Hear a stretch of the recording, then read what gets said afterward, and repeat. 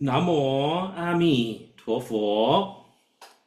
If one has doubt in his faith, then it will affect the benefit of the merit of Amitabha-Recitation.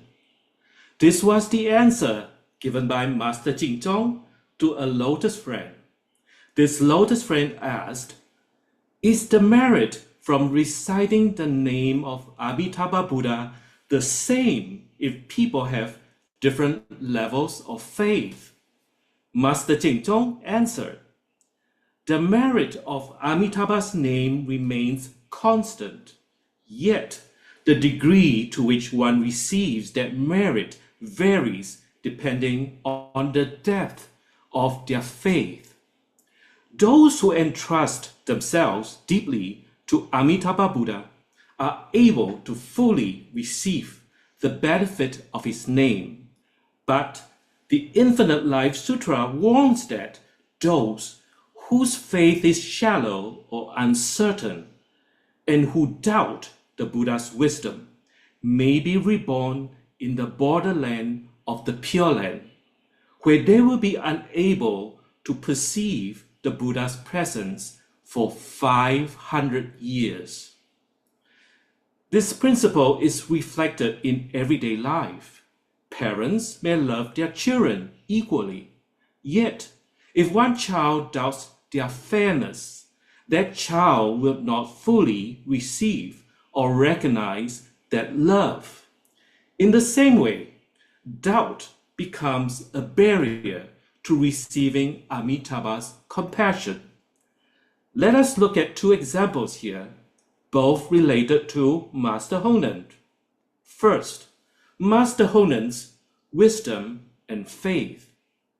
Master Honen once said, "If I rely on my own wisdom in reciting the Buddha's name, all 60,000 recitations each day would become futile, and I would fall into the three wretched realms of animals, hungry ghosts, and hells." In other words, even though Honen was revered as the most erudite and wise figure of his time, he relied not on self-power, but fully on his faith in Amitabha. The sacred path, which depends on supreme wisdom and personal effort, cannot ensure rebirth in the Pure Land. Honen make it clear, salvation comes solely through Amitabha's vow, not one's own wisdom. He asserted explicitly, "I, the ignorant Honen, do not rely on my own wisdom. If I did, it would be self-power practice, and my recitation of Amitabha's name would be in vain.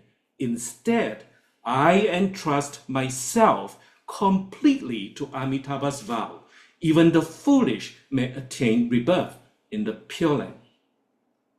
Whether one is wise or ignorant, all who recite the Buddha's name with faith are equal in Amitabha's deliverance. Second, Awanosuke and the equality of faith.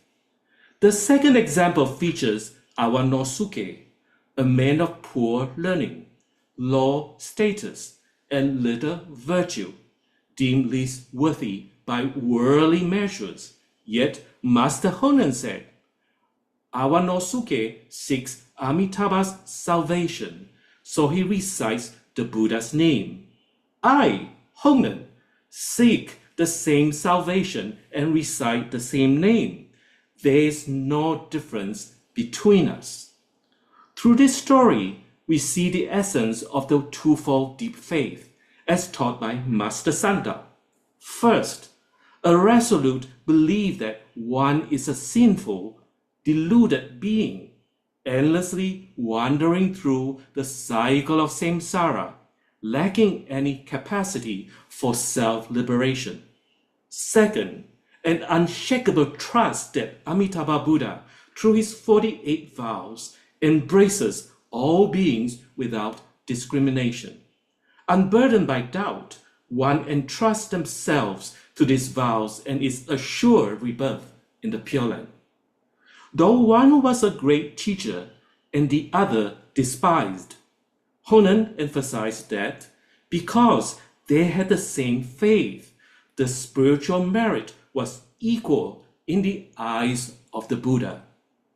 To make his principle clearer, Master Honen illustrated his point with a metaphor. The brocade and the gold, a metaphor for faith. Master Honen said, if you believe the merit differs, they do not understand the essence of Amitabha-Recitation. It's like wrapping gold in brocade or in a bundle of rough straw. It is still gold. In this metaphor, the gold represents the boundless merit of Amitabha's name, while the wrapping material, be it fine brocade or humble straw, symbolizes faith, the means by which that merit is received, though the outer covering may vary in refinement, representing differences in status, knowledge, or virtue. The merit held within remains the same. A wise monastic well-versed in sutras may be like brocade. A lay person burdened by wrongdoing may be like rough straw, yet both enclose the same goal through faith. Rebirth in Amitabha's Pure Land does not depend on personal achievements, but on one's sincere entrustment to the Buddha's vows. In this, all are equal in receiving his light. Without true faith in the name Namo Amituofo Buddha, the benefit of recitation may amount to no more than forming a karmic affiliation with the Buddha.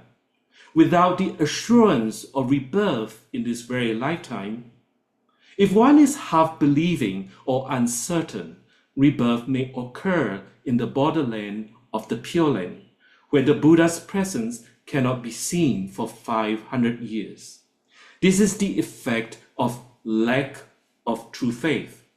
Clearly, doubt diminishes the benefit. That's why we urge to cultivate faith without hesitation.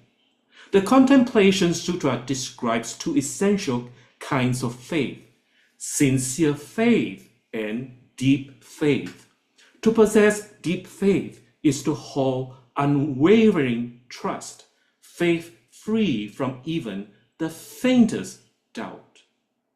This article is translated by the Pure Land School translation team and edited by householder 14. Namo Amituofo.